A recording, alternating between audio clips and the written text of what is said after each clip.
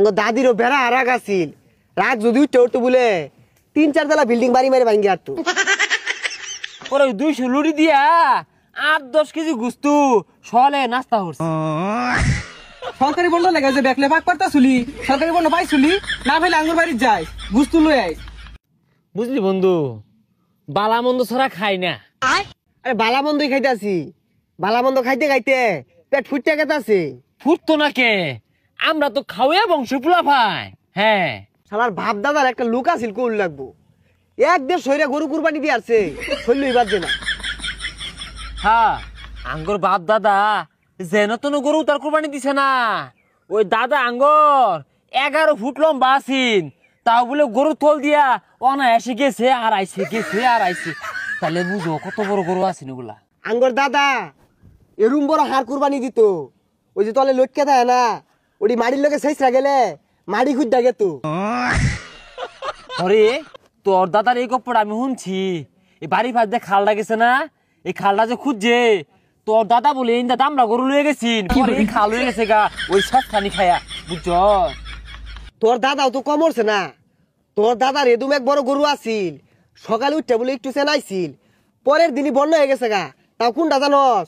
88 বন্যাটা হয়েছে না, এটা তোর দাদার গরুর লেগেই বলে হয়েছে। হ আঙ্গর দাদা ওইরকম বড় বড় গরু কুরবানি দিত। আর এই পানি যায় কই নামছে জানস? কোন এই কক্সবাজার।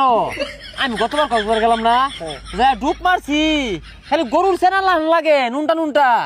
পরে কটলা ইউজ করলাম এই কক্সবাজার পানি কইতে কয়েক লোকে গরু কুরবানি দিবা আনছিন, সেনাই দিছিন ওই পানি বলে 90%।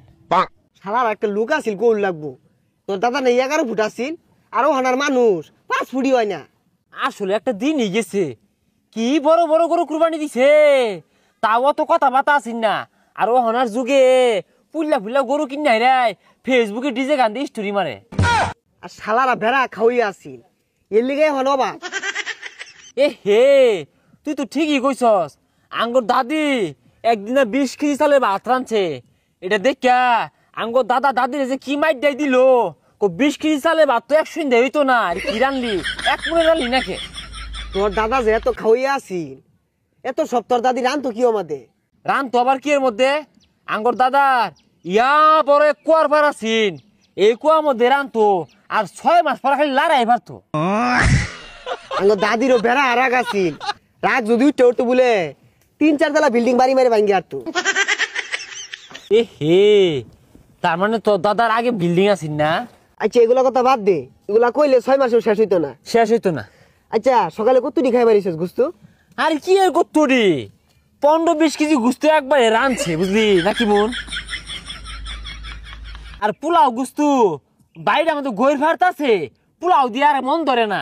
পরে 200 লুড়ি দিয়া 8-10 কেজি গুস্তু সলে নাস্তা করছি। এ তোরা ইনো কি হর সরকারি বন্ধ লেগে যে দেখলে পাক পারতা শুলি সরকারি বন্ধ পাইছুলি না ভাইলে আঙ্গুর বাড়ি যাই গুস্তু লই আই। ঈদের দিন গুস্তু না খাইলে খারাপ দেখা যা। এই জানু ইয়া কি কইছস?